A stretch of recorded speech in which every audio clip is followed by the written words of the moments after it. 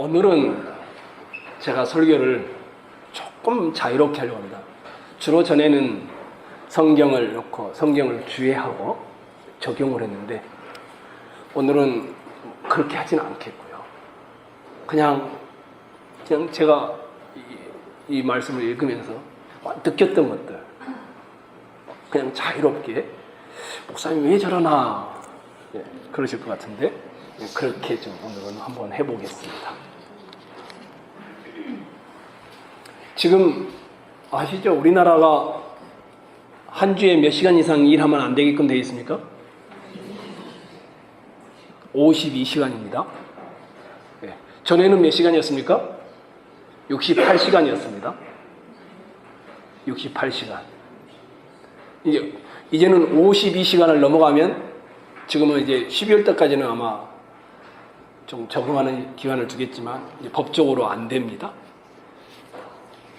원래는 2003년도에 9월 15일 날 근로기준법을 개정했었죠. 주 40시간을 초과할 수 없다. 근데 단 초과하되 주일을 포함해서 다 합치면 68시간을 초과할 수 없다. 이렇게 해놨었습니다. 근데 지금은 바뀌었습니다. 다 포함해서 주일, 토요일하고 주일날까지 다 포함해서 초과 근무를 12시간 이상 할 수 없도록 이렇게 법을 개정을 했습니다. 하게 되면 이제 법적인 제재가 들어갑니다. 그리고 초과 근무를 하는 것에 대해서는 다 따로 돈을 지불하도록 그렇게 되어 있고, 토요일하고 주일날 일을 시키면 더블을 주도록 그렇게 법을 바뀌어 가고 있습니다. 호주에 있을 때 호주는 주 35시간입니다. 우리나라 사람이 굉장히 일을 많이 하는 거죠. 호주는 주 35시간입니다. 그러고 그래서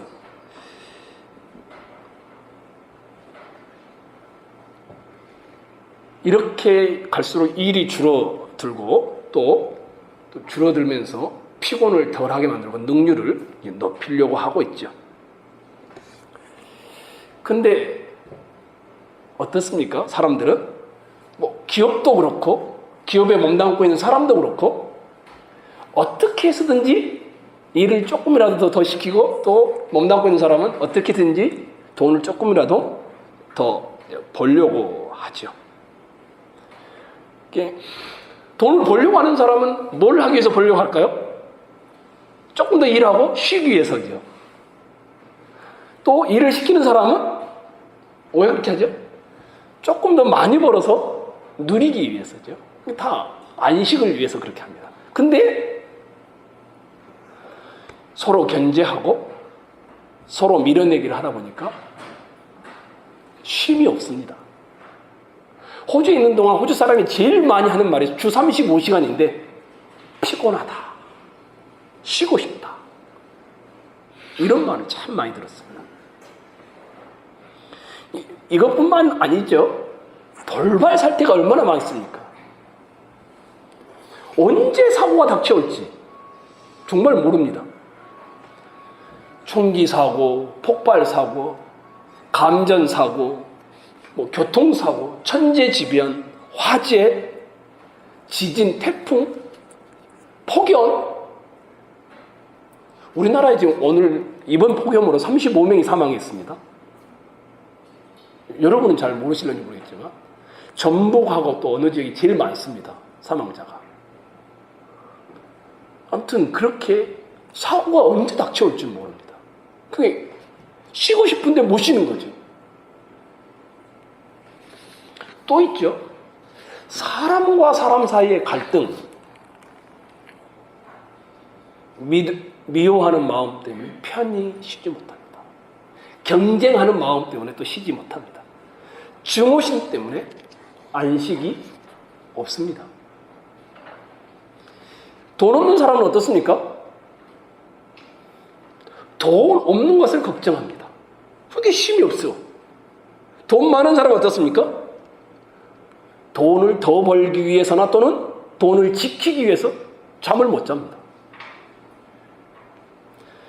저는 최근에 어떤 한 어르신을 만났어요. 잠이 없어졌대요.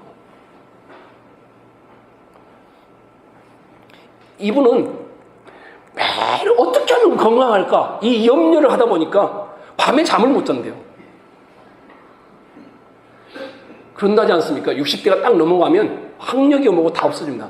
어떻게 하면 건강하게 살까? 모이면 건강 이야기, 음식 이야기, 이것 외에는 없답니다.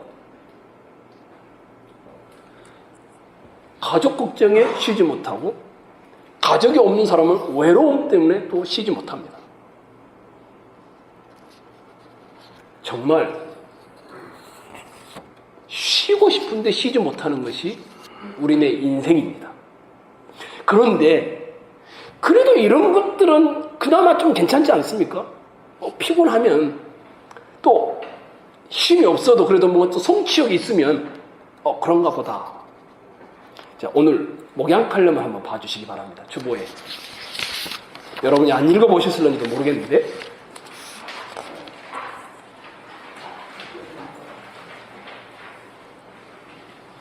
누가 목소리가 가장 예쁠까? 우리 변은진 간사님 한번 읽어주시면 좋겠습니다. 목양 칼럼. 조금 서서 읽어주십시오. 그래야 목소리가 더 들립니다. 젊은 나이에 죽은 김광석이라는 가수를 아시나요? 그 가수가 불렀던 노래 중에 서는 중매가 있다. 가사는 이렇다. 또 하루가 멀어져 간다. 내 꿈은 담배 연기처럼 작기만한 내 기억 속에 무얼 채워 사는 있는지 점점 더 멀어져 간다. 머물러 있는 청춘인 줄 알았는데 기어가는 내 가슴 속에 더 아무것도 찾을 수 없네. 무언가 채우기 위해 열심히 젊음을 살아왔는데 이렇게 대부분이 속은 비어있고 서로도 넘어간다는 것입니다. 제가 이 노래를 들으면서 느꼈던 것은 인생의 피곤이다. 우리는 세상을 살아가면서 여러 가지 이유로 많은 피곤을 느낀다. 아마 저마다 피곤들을 해결하는 방법 하나쯤은 다 가지고 있을 것이다. 머리가 지끈거릴 만큼 신경 쓰이는 일이 생겼으니까. 어떤 사람들은 친구를 만나서 술 한잔과 속 이야기를 나누고 싶을지도 모른다. 몸이 무겁고 말을 잘 듣지 않습니까? 이럴 땐 잠을 달게 자고 나면 몸이 피곤해지는 사람도 있다. 또 어떤 사람은 피곤을 풀기 위해 배낭을 메고 산으로 가기도 하고 또 어떤 사람은 라켓이나 공을 들고 밖으로 나가 땀을 흘리기도 한다. 모두는 각기 자신에게 맞는 방법을 찾아 피곤을 해결하려고 한다. 그러나 삶 자체가 주는 본질적인 피곤을 어떻게 해결하고 있습니까? 실패가 주는 피곤을 여러분은 어떻게 풀고 있습니까? 평생을 안고 살아야 하는 심각한 질병이 주는 피곤을 어떻게 풀고 있습니까? 남몰래 가슴 속에 깊은 고뇌를 안고 씨름할 때 오는 그 피곤을 여러분은 어떻게 해결하고 있냐는 것이다. 잠을 잔다고 해결이 됩니까? 산에 가서 두세 시간 있다가 오면 문제가 사라지고 없습니까?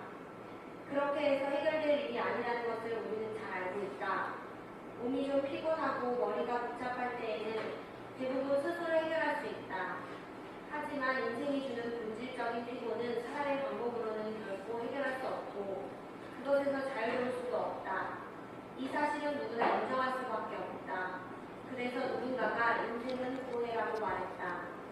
여러분은 이런 인생의 본질적인 피곤을 어떻게 풀고 계시나요? 하나님이 피곤한 인생이 답이 되고 있고. 감사합니다. 제가 여기 보니까 우리 보경자매가 제일 어립니다. 여기서 26입니다. 근데 20년만 넘어도 인생을 산다는 것 자체가 힘들고 고달프다는 것을 다 인정합니다. 인생이 결코 만만치 않습니다. 인생의 길이 장미꽃처럼 하원으로 가는 길이 아니라는 것을 우리 딸 유진이도 알고 있습니다. 우리 성경을 한 군데 찾아보겠습니다. 전도서 2장입니다. 전도서 2장입니다.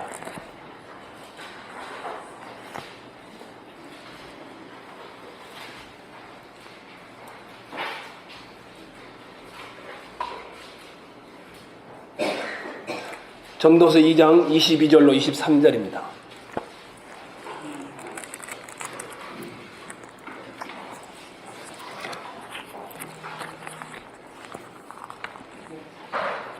전도서 2장 22절로 23절입니다.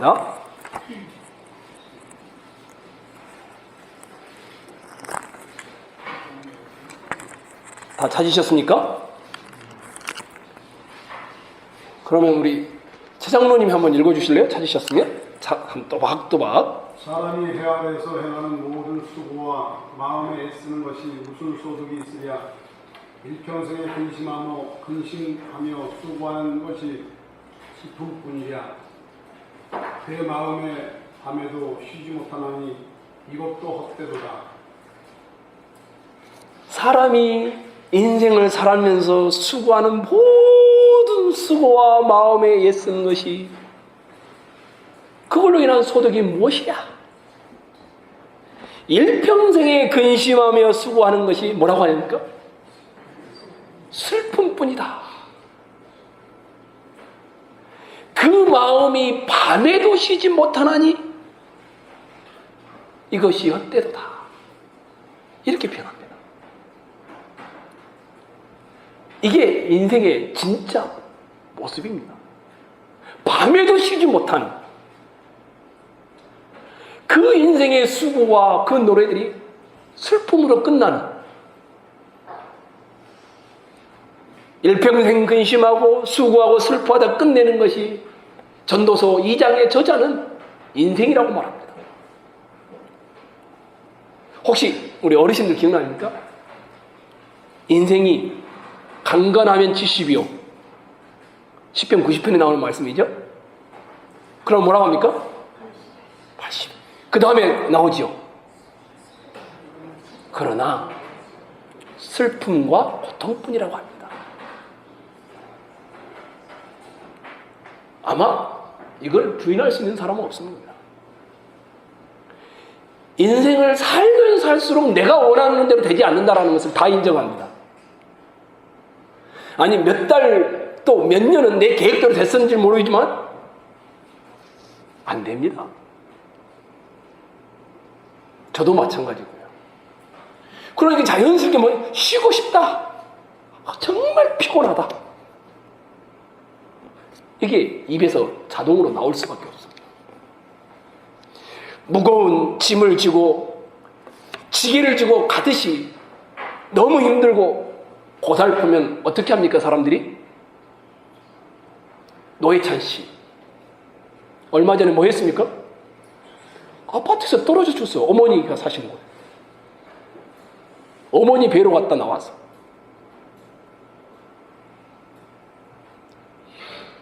이렇게 인생이 힘들면 나는 차라리 죽어버리겠다. 이대로 갔으면 좋겠다. 그런 사람이 참 많습니다. 우리 교회 교우들 중에서 그분 너무 아프니까.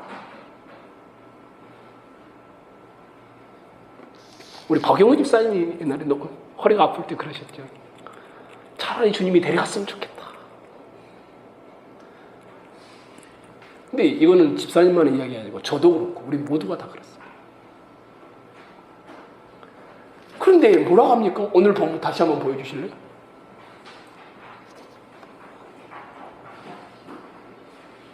수고하고 무거운 짐진 자들아, 다 내게로 오라. 내가 너희를 쉬게 하리라. 정말 여러분이 주님께로 나와서 이런 쉼이 있기를 간절히 소망합니다.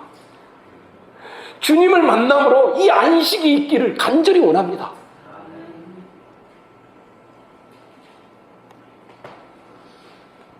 어떻게 이런 말을 할 수 있을까요, 주님이? 이 피곤한 인생의 본질이 슬픔이고 고통뿐인데 수고하고 무거운 짐진 자들아, 하나님께로 오라. 다 내게로 오라. 내가 너희를 쉬게 하리라. 예수님이 어떤 분이기에 이렇게 말할 수 있을까? 예수님이 누구이기에 내가 너희를 쉬게 하겠다라고 말할 수 있을까? 나도 어떻게 할 수 없는 나인데 정말 내가 내 인생을 맡길 수 있는 분이 예수님인데 그분이 어떤 분이기에 나에게 이런 초청을 할 수 있을까? 예수님이 어떤 분일까요? 27절 한번 봐보십시오. 28절에 이렇게 되어 있으니까 27절 여러분이 한번 읽어볼까요? 마태복음 11장 27절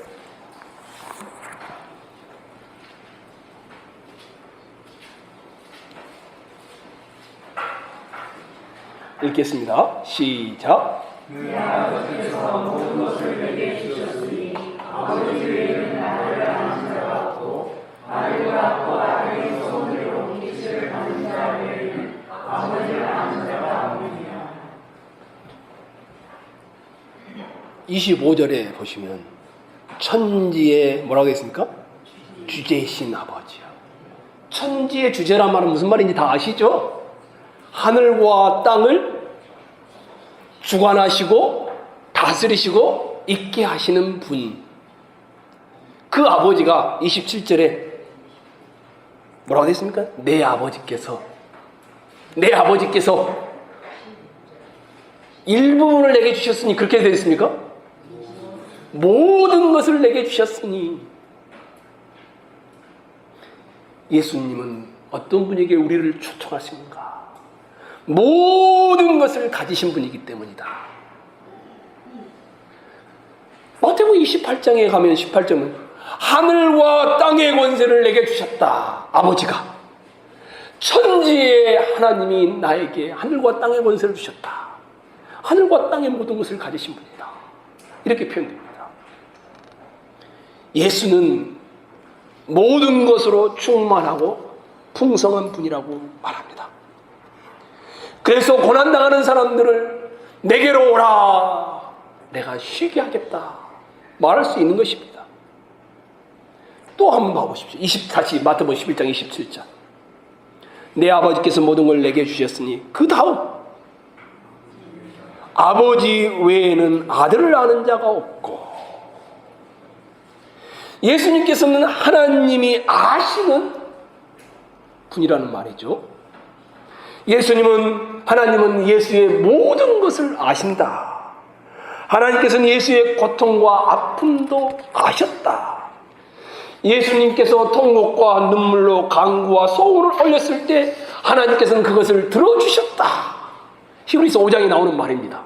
심한 통곡을 했는데 아버지께서 다 들으셨다. 예수는 어떤 분입니까? 하나님이 다 알고 있는 분, 하나님이 모든 것을 아시는 분이다. 이 예수님을 뭐라고 해요? 이는 내 사랑하는 아들이라 이렇게 표현했습니다. 예수님은 하나님으로부터 인정과 사랑을 받으신 분입니다. 그러니 이 예수님이 뭐라고 합니까? 다 내게로 오라. 아버지가 나를 이렇게 인정하고 사랑받았으니 나도 너희를 정죄하지 않습니다.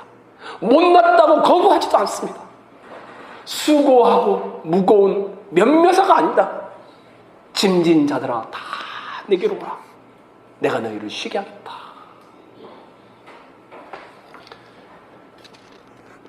또 알 수 있죠? 다시 27절을 보시면 아들과 아들의 소원대로 계시를 받는 자 외에는 아버지를 아는 자가 없느니라. 하나님을 아시는 예수님께서 사람을 초대하고 계신 것입니다.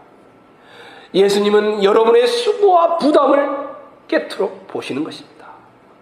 인간 문제의 근본적인 피곤이 무엇인지를 아시기에, 주님을 만나 그 품에 안길 때만 피곤이 해결된다는 것을 아시기에 안식으로 초대를 하고 있는 것입니다. 게다가 이분은 어떤 분이십니까? 우리 빌립보서 2장을 한번 찾아가겠습니다. 빌립보서 2장 6절입니다.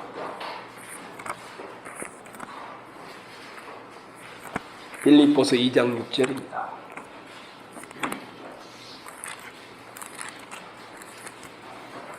(6절에서) 8절입니다. 자, 읽겠습니다. 그는 근본 하나님 본체. 시작. 근본 하나님의 본체시니 하나님과 성령을 취할 것으로 여기지 아니하시고 오히려 자기를 비어 종의 형체를 가져 사람들과 같이 되었고 사람의 모양으로 나타나셨으니 주시고 죽기까지 복종하셨으니 그것은 자의 죽으시리라. 예수님이 하나님과 동등한 분이신데 세상을 창조하신 분이신데 다 비우고 종의 형체를 가지고 죄인과 같이 되셨다. 그리고 뭐라고 합니까? 죽기까지 낮아지셨다. 그러니 수고하고 무거운 짐진 자들아 다 내게로 오라. 이 말을 하실 수가 있는 겁니다. 혹시 여러분 중에 다미안의 일생이라는 책을 읽어보신 분이 계시나요? 한번 꼭 읽어보기를 권합니다. 이분은 부자입니다. 그 다음에 귀족이고요. 학자입니다. 이게 그냥 전기인데요. 이분이 여행을 하다가 문둥병자들이 모여 사는 몰로카이라는 섬을 방문하게 됐습니다. 근데 그때 이제 감동을 받은 겁니다. 그리고 자기의 모든 직업과 모든 걸 다 내려놓고 이들을 내가 섬기면서 살아야 되겠다. 그래서 재산을 다 팔아서 이 섬으로 들어갔습니다. 치료도 하고 말씀도 가르치고 정말 애를 많이 씁니다. 근데 밤이 이 사람을 아무도 안 받아들입니다. 그 섬에 있는 사람들이. 왠 줄 아십니까? 다들 그렇게 생각합니다. 당신은 너무 아는 것이 많고 부자이고 귀족이니까 이런 거 취미로 하는 거 아니겠습니까? 즐기면서 다른 사람 도와주는 거. 이렇게 사람들이 이해를 하고 있는 겁니다. 근데 그 책에 그렇게 되어 있습니다. 그래서 이 다미안이라는 사람이 뭐라고 하냐면 하나님 나를 문둥병자로 만들어 주시옵소서. 그렇게 기도합니다. 그리고 나중에 진짜 문둥병자가 됩니다. 그리고는 그렇게 하고 나서 가서 사랑을 전하고 치료를 합니다. 그때서 거기에 있는 사람들이 이 사람을 마음으로 받아들이기 시작합니다. 그래서 그곳에 교회가 세워지고 그곳에 치료할 수 있는 것들이 열려지고 이런 일이 벌어집니다. 주님이 꼭 그런 겁니다. 주님이 꼭 그런 거였습니다. 예수님이 이 땅에 오셨죠. 근데 올 때 어떻게 왔습니까? 성자로 왔습니까? 아니죠. 아기의 모습으로 왔죠. 아기는 뭐 가장 연약한 모습의 상징이겠죠. 근데 어디에 나셨습니까? 혹시 기억나십니까? 네, 말구유. 우리말로 하면 뭘까요? 밥통입니다. 밥통. 구유에 오셨죠. 밥통에 오신 겁니다. 어느 분이 왜 예수님 말 밥통에 오셨을까? 어느 분이 이렇게 써놨어요. 예수님은 짐승의 먹이가 되기 위해 오셨다. 깜짝 놀랐습니다. 이 말을 듣고는. 예수님이 짐승의 먹이가 되셨다는 것은 짐승과 같은 인생들, 자기밖에 모르고 사는 사람들, 다른 사람의 상처를 입히고 다른 사람을 잡아먹고 다른 사람을 짓누르고 자기의 욕심을 위해서라면 짐승처럼 살아가는 인생들에게 은혜를 주시기 위해 말 밥통 위에 오신 것이다. 이렇게 해놨어요. 여기서 끝나지 않았죠. 그 말 밥통으로 오셔서 어떻게 합니까? 십자가에 죽으셨어요. 무덤에 갇혀서 낮아지시고 또 낮아지셔서 가장 낮은 자리로 들어가셨습니다. 그래서 뭐라고 합니까? 세례 요한이 예수님을 보자마자 보라! 세상 죄를 지고 가는 어린, 똑같은 말입니다. 수고하고 무거운 짐진 자들. 세상 죄를 지고 가는 어린 양이로다. 그게 수고하고 무거운 짐진 자들. 이 말은 세상 죄를 지고 가는 예수님께로 나오면 너희에게는 무거운 짐이 사라진다는 의미입니다.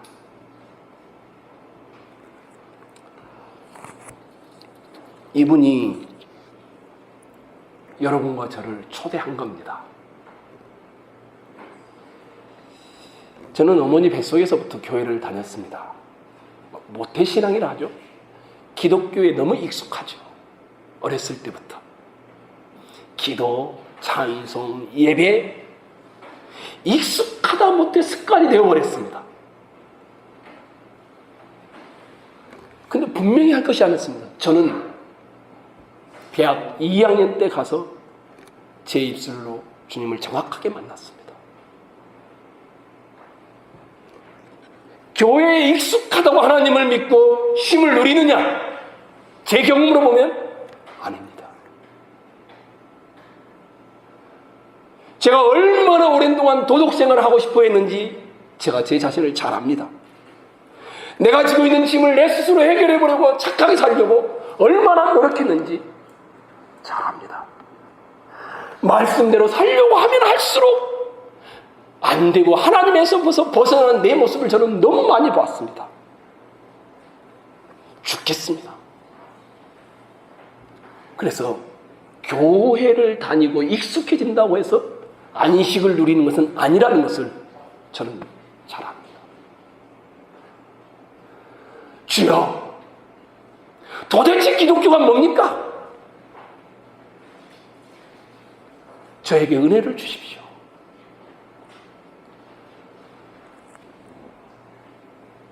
어느 순간인가 내게 지어졌던 짐이 하나씩 풀어지게 됐고, 예수님이 내게 오는 자는 생명의 떡을 먹는 것이다라고 말했던 그 말씀이 믿어지게 됐고, 나를 믿는 자는 영원히 목마르지 아니하리라는 그 말씀이 제게 와닿게 되었습니다.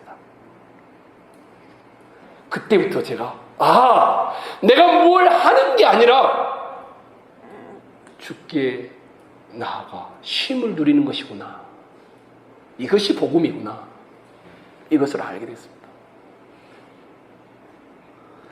저는 목사입니다. 참 많은 사람을 시드니에 있을 때부터 많이 만나왔습니다. 다양한 집단의 다양한 사람들을 만났습니다. 백인도 만났고 흑인도 만났고 동남아 사람들도 만났고 한국에서 온다는 잘난 사람들도 만났고 또 경제 사범이 되어 피난 온 사람들도 많이 만나봤습니다. 잘 사는 사람도 만났고 배운 사람도 만났고 교수였던 분도 만났고 의사였던 분도 만났고 수도 없이 많이 만나봤습니다. 제가 발견한 것은 딱 한 가지였습니다. 모두가 다 피곤한 인생을 살고 있다는 것이었습니다. 모든 것이 완벽한 분을 만났을 때도 저분은 행복할 것 같았는데 행복해하지 않았습니다. 아버지가 중소기업을 운영하고 좋은 대학을 하고 좋은 남편을 만났는데 여전히 불행하다고 느꼈고, 거기에 있는 자녀는 아버지의 무능함을 탓하는 것도 저는 보았습니다. 그때 제가 알게 됐어요. 인생은 다 똑같구나. 어떤 사람은 자신의 연약함으로 무거운 짐을 평생 지고 살아가는 사람이 있습니다.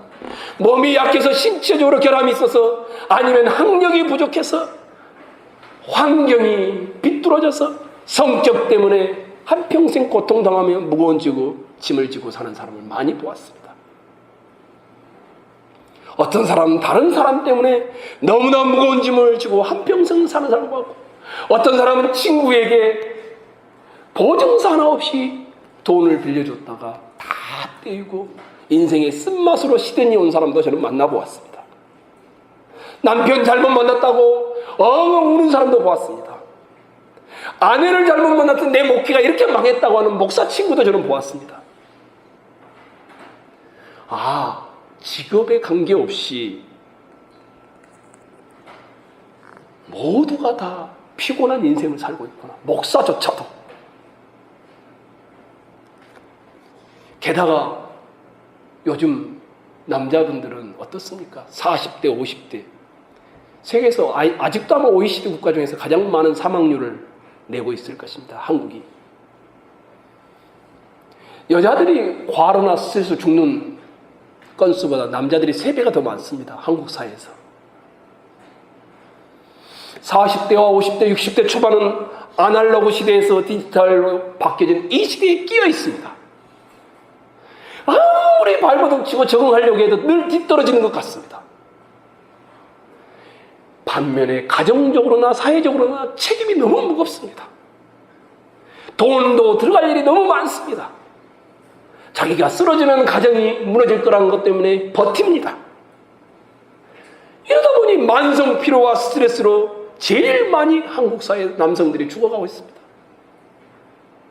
그렇다고 여자들은 뭐 안 죽습니까? 똑같습니다. 스트레스가 쌓이는데 쉴 수가 없습니다. 혈관은 점점 축소되어지고, 혈관이 축소되어지면서 혈압은 높아지고, 자기도 모르는 어느 날 갑자기 쓰러져서 죽는 경우도 있습니다. 우리는 압니다. 얼마나 힘이 필요한지. 저도 벌써 50입니다. 얼마나 힘이 큰 것인지 또 필요로 하는지 잘 알고 있습니다.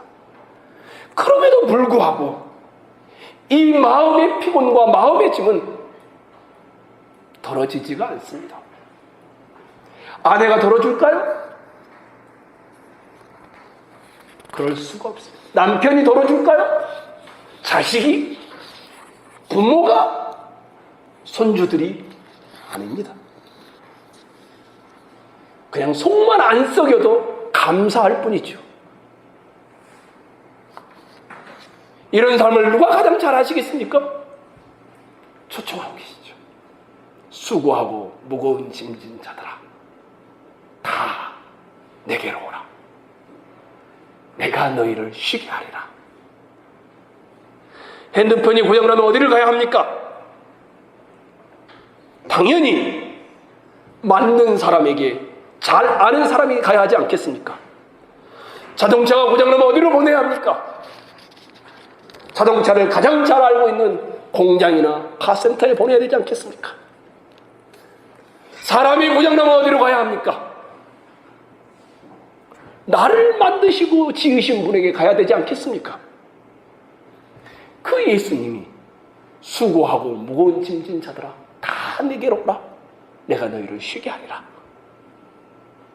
예수님만큼 나를 잘 아는 분이 없습니다. 저는 여러분이 각자가 어떤 짐을 지고 있는지 구체적으로 잘 모릅니다. 여러분이 속에서 어떤 죄로 고통하고 있는지도 잘 모릅니다. 죽을 때까지 그 피곤과 그 무거운 짐은 떼어놓지 못할 겁니다. 그러나 이 초청 앞에 가보십시오. 우리 다시 한번 읽어볼까요? 천천히. 시작.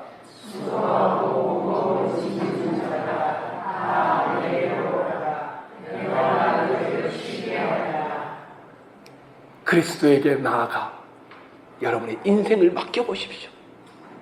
제가 짐을 져줄 수는 없지만 그리스도께서 여러분의 영혼과 삶의 자리에 안식을 주실 줄로 믿습니다. 우리가 아까 찬양했죠? 구름과 같은 이 세상, 정말 헛된 것에 몸부림치는 세상에서 이 복음 앞에 여러분의 영혼의 안식과 삶의 안식이 주어지기를 주의 이름으로 축원합니다. 예수 그리스도에게로 오라. 그리고 인생을 맡겨라. 그러면 내가 너희에게 안식을 주리라. 이 말씀이 오늘 이 여름 이 폭염 속에 살아가는 여러분과 저에게 참된 쉼이 되기를 간절히 소망합니다.